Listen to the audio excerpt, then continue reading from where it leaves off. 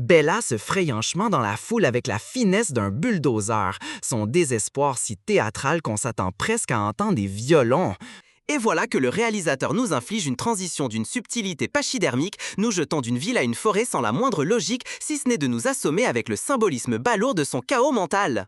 La voilà qui débarque dans la prairie d'Edward, ce cliché de carte postale dégoulinant de mièvrerie où l'atmosphère prétendument onirique a tout du filtre Instagram bas de gamme. Surgit alors, avec une paresse scénaristique affligeante, la figure de sa grand-mère, comme si le script avait désespérément besoin d'un Deus ex machina gériatrique pour meubler le vide. Et le clou du spectacle, Edward apparaît, scintillant comme une boule à facettes, sa perfection de mannequin en plastique tout droit sorti d'un fantasme adolescent particulièrement indigent. Bella essaie de l'avertir, de l'empêcher de s'exposer à la lumière du soleil, absolument terrorisée que sa grand-mère puisse assister à son scintillement surnaturel. Mais il avance vers elle d'un pas serein, sa peau irradiante de la plus éblouissante des manières, affichant une totale indifférence au danger que le soleil représente pour son secret. Ils avancent vers sa grand-mère de concert, mais au moment où Bella s'apprête à faire les présentations, la vieille dame reproduit ses gestes avec une précision mécanique et troublante.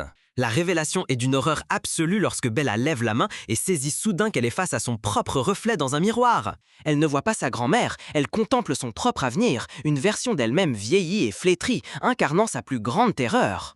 Le choc de cette réalisation est une déflagration psychique qui la pulvérise, anéantissant ses chimères de jeunesse éternelle à ses côtés.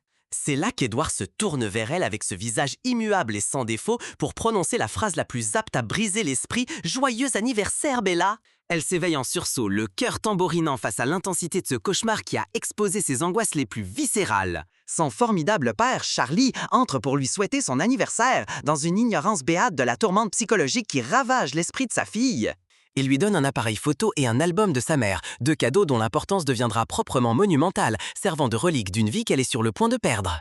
Charlie lance ensuite une blague anodine sur son âge et un cheveu blanc, la quintessence de la vanne de père, à la fois tendre et un peu pataude. Bella, pourtant, est incapable de saisir l'humour et se rue vers le miroir avec une panique sincère, ce qui est incroyablement révélateur de ses anxiétés les plus profondes. En route pour le lycée, un bulletin d'information à la radio évoque 3 randonneurs disparus, un sinistre rappel des périls bien réels qui rôdent dans les bois environnants.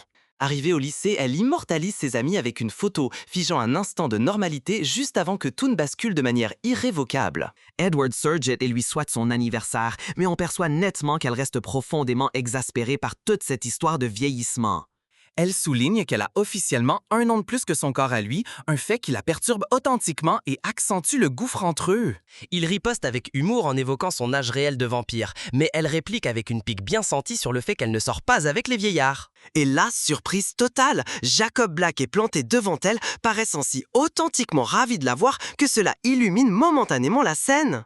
Il la charrie sur son anniversaire et lui offre le cadeau le plus touchant et adorable qui soit, un attrape-rêve artisanal.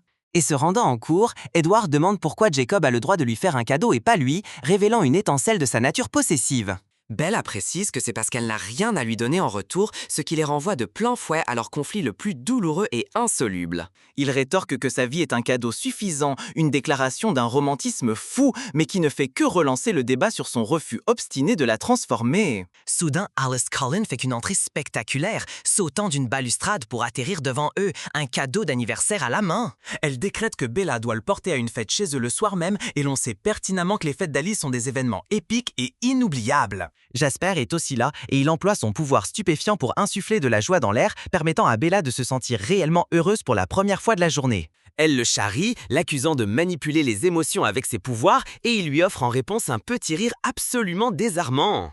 Plus tard en cours, il visionne une version classique de Roméo et Juliette, ce qui est tout simplement le film le plus parfait et ironique qu'ils pouvaient regarder ensemble. Cela pousse Edward à évoquer la mortalité et la difficulté pour un vampire de mettre fin à sa propre existence, une conversation lourde de sous-entendus. Il confie avoir un jour songé à provoquer les Volturi, les terrifiants gardiens de l'ordre du monde vampirique, ce qui expose une facette obscure de son passé.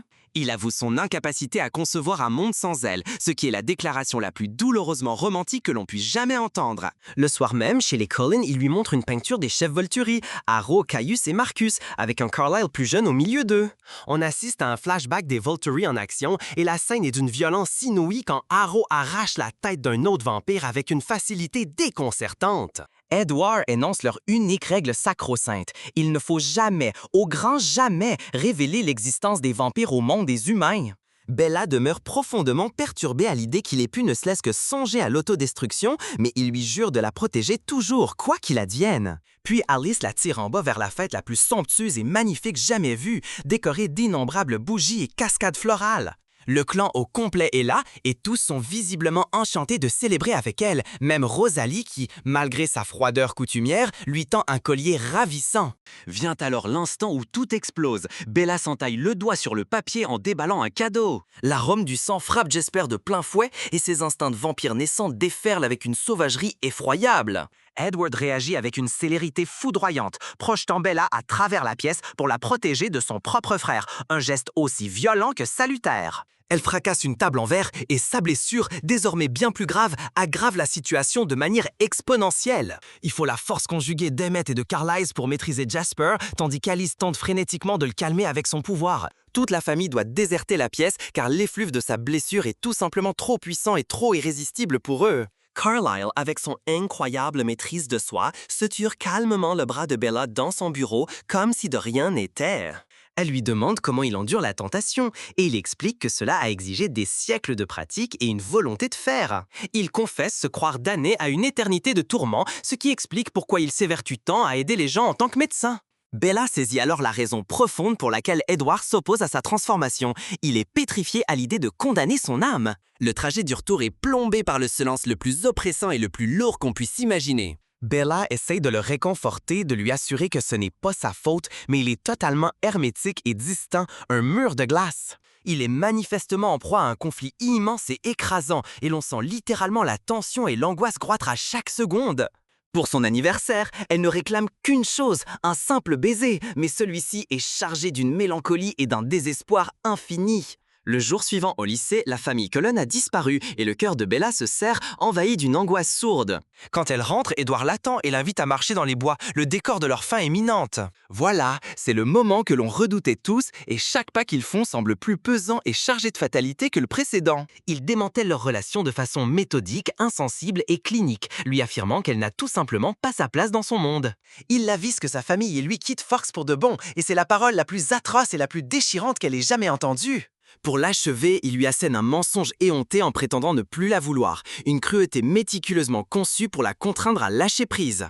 Il lui extorque la promesse de ne rien faire d'inconscient et en contrepartie, il lui jure qu'elle ne le reverra plus jamais. Il dépose un ultime baiser glacial sur son front avant de pivoter et de disparaître entre les arbres, la laissant seule face à sa dévastation. Elle sprinte derrière lui, hurlant son nom dans le vide, mais il s'est volatilisé comme s'il n'avait jamais existé, effaçant toute trace de son passage.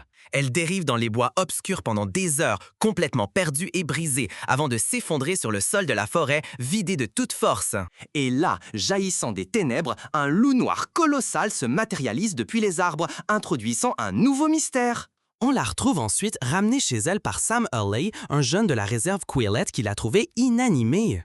Charlie est terrassé par le soulagement, mais on discerne le vide abyssal dans le regard de Bella, comme si son âme avait déserté son corps. On assiste alors au montage le plus poignant qui soit, avec les mots octobre, novembre et décembre qui apparaissent à l'écran, marquant le passage du temps sur sa peine figée. Les saisons défilent derrière sa fenêtre, mais Bella reste juste là, assise, complètement catatonique dans son chagrin. Elle rédige des courriels pour Alice qu'elle n'enverra jamais, implorant une explication, n'importe quelle forme de contact pour soulager sa souffrance. Ses nuits sont dévorées par des hurlements de terreur et elle s'attable seule au déjeuner, fantôme d'elle-même, ignorée de tous. Charlie finit par exploser et lui pose un ultimatum. Soit elle se ressaisit, soit il l'expédie vivre chez sa mère, une décision née du désespoir. Dans un élan de panique, elle invente une sortie shopping avec son amie Jessica pour gagner du temps. Dehors avec Jessica qui geint sur le film d'horreur qu'elles ont vu, Bella repère un groupe de types menaçants sur des motos. Ça déclenche un phénomène hallucinant, une vision spectrale et vaporeuse d'Edward apparaît juste devant elle, une hallucination auditive et visuelle. Il l'avertit de continuer sa route, de se tenir loin du danger, et elle pige que l'imprudence est le seul moyen de le revoir, ne serait-ce qu'en esprit. Elle marche délibérément vers les motards et grimpe à l'arrière de la bécane d'un parfait inconnu, juste pour le frisson du danger. Le spectre d'Edward continue de la supplier d'arrêter, lui rappelant sa promesse de prudence, mais elle n'y prête aucune attention, droguée à cette sensation. La décharge de frousse quand la moto accélère suffit à faire s'évanouir sa vision, la laissant avec une compréhension grisante et périlleuse. Jessica est absolument hors d'elle, mais Bella vibre simplement de l'adrénaline, qualifiant cette expérience de frisson indispensable. Le lendemain, elle débarque chez Jacob Black avec 2 motos anciennes et pourries dans la benne de son pick-up. Le visage de Jacob s'éclaire littéralement en la voyant et il est plus que ravi de l'aider à les retaper, heureux de retrouver un projet commun. On a droit à un montage réjouissant où ils retapent les motos ensemble, riant et restaurant peu à peu leur amitié, une lueur d'espoir dans sa vie. Jacob est un véritable rayon de soleil dans son univers obscur et il commence tangiblement à combler le vide béant dans sa poitrine. En chemin pour tester les bécanes, ils aperçoivent un groupe de jeunes de la réserve plongeant d'une falaise dangereusement élevée. Jacob explique que c'est Sam Yulee et sa bande de disciples bizarres et il est plein de rancœur que son ami Embry les ait rejoints. Quand ils atteignent enfin une zone paumée pour faire de la moto, Bella perçoit de nouveau la vision vaporeuse d'Edward, la suppliante de renoncer. Elle l'ignore et fonce sur la bécane, alors beaucoup trop vite et perdant toute concentration, obsédée par sa quête de danger. Elle loupe un virage et se vautre magistralement s'envolant de sa moto pour se fracasser la tête contre un rocher, une conséquence inévitable. Jacob se jette à ses côtés et en voyant sa blessure, il arrache instantanément sa propre chemise pour comprimer la plaie, un geste instinctif et protecteur. Quelques jours après, une soirée ciné ultra gênante se déroule avec Bella, un Mike clairement amoureux et un Jacob très possessif. Mike gerbe à cause des scènes gore du film et pendant qu'ils l'attendent, Jacob commence à se comporter de manière exceptionnellement étrange. Il gêne qu'il a une fièvre de cheval et qu'il ne se sent pas bien avant de décaler dans la nuit, visiblement en proie à une transformation. Les jours suivants, Jacob l'ignore royalement, ne répondant plus à ses appels, et son père Billy ment en prétendant qu'il a la mononucléose. Bella, ne supportant ni la distance ni un nouvel abandon, fonce chez lui en voiture et le trouve debout dehors sous une pluie battante. Il a l'air complètement métamorphosé, les cheveux coupés courts et un nouveau tatouage, et il dégage une colère féroce et animale. Elle remarque la meute de Sam dans les boîtes derrière lui et les accuse de lui avoir fait du mal, mais il les défend avec une véhémence surprenante. Il accuse rageusement les sales sangsues qu'elle fréquente d'être responsables, un coup dévastateur pour Bella qui la replonge dans son deuil. Il lui balance qu'il n'est plus bon pour elle et que garder ses distances est le seul moyen pour lui de tenir sa promesse de ne pas la blesser. Le cœur en miette une fois de plus, Bella retourne dans la prairie d'Edward pour la trouver flétrie et exsangue, un parfait reflet de son propre cœur. Et là, dans le pire des retournements de situation, le vampire Laurent se matérialise dans la clairière, un danger qu'elle ne peut affronter seule. Il lâche que Victoria, la compagne vindicative de James, traque Bella pour venger Edward de l'avoir anéanti. Laurent prétend lui rendre service en abrégeant ses souffrances car Victoria entend rendre sa mort atrocement douloureuse. Au moment précis où il va bondir, 5 loups immenses jaillissent de la forêt et le prennent en chasse dans une démonstration de force stupéfiante. L'un d'eux, un loup au pelage auburn, marque une pause et plante son regard directement dans celui de Bella avant de rejoindre la meute, un indice flagrant sur son identité. Le soir même, Jacob apparaît à sa fenêtre et tente de lui mettre la puce à l'oreille, lui rappelant les vieilles légendes Queelottes qu'il lui avait autrefois racontées. Elle finit par rassembler les pièces du puzzle dans un songe. Les Queelottes descendent des loups et Jacob est l'un d'entre eux. Elle va affronter la bande et lorsqu'elle frappe l'un d'eux, Paul, il explose en un loup gigantesque sous ses yeux, confirmant ses soupçons. Jacob déboule et se métamorphose en plein vol pour la protéger, déclenchant le plus légendaire des combats de loups. Plus tard, sur la grève, il lui déballe tout, ils sont des métamorphes et leur unique mission est de protéger les humains des vampires comme Laurent et Victoria. Maintenant, armée de la vérité, Bella décide de provoquer une autre vision d'Edward en tentant l'acte le plus inconscient qui soit, le saut de falaise. Elle plonge de la falaise vertigineuse dans l'océan déchaîné en contrebas et pendant un instant, la sensation est absolument grisante. Mais le courant est trop violent et elle est aspirée sous l'eau où elle entrevoit Victoria glissant vers elle dans les profondeurs troubles. Au moment exact où elle va sombrer, Jacob la hisse hors de l'eau et la sauve avec une bravoure époustouflante. En rentrant, elle découvre Alice plantée dans son salon, une expression d'horreur absolue sur le visage. Alice explique avoir eu une vision de Bella sautant de la falaise et l'avoir cru suicider, une erreur d'interprétation aux conséquences désastreuses. Pendant leur conversation, le téléphone sonne et Jacob répond, supposant que c'est Carlyle à l'appareil. À l'autre bout du fil, c'est Edward, mis au courant par Rosalie de la vision d'Alice, et il est complètement anéanti par la nouvelle. Jacob informe son interlocuteur d'un ton glacial que Charlie assiste à un enterrement, confirmant ainsi les pires craintes d'Edward de la plus cruelle des manières. Alice a une vision fulgurante et terrifiante et annonce qu'Edward se rend chez les Volturi en Italie pour mettre fin à sa propre existence. S'ensuit une course désespérée et à très haut risque risque contre la montre tandis qu'Alice et Bella s'envolent pour l'Italie afin de l'intercepter. Edward projette de s'exposer en plein jour au milieu d'un festival bondé, une manœuvre qui forcera les Volturi à l'éliminer pour préserver leur secret. Bella doit fendre la place de la ville, se frayant un passage dans une mer de capes pourpres, le cœur battant la terreur. Elle le voit qui commence à déboutonner sa chemise et le percute juste au moment où l'horloge sonne midi, le sauvant à la toute dernière seconde. Ils sont immédiatement empoignés par les gardes Volturi, dont la terrifiante et puissante Jane est conduite devant les anciens dirigeants. Le chef Arrow est fasciné par Bella, surtout lorsqu'il découvre que ses dons de lecture mentale sont totalement inopérants sur elle. Lorsque le don de Jane pour infliger la douleur s'avère aussi sans effet sur Bella, Arrow décrète qu'elle représente un trop grand risque et doit être exécutée.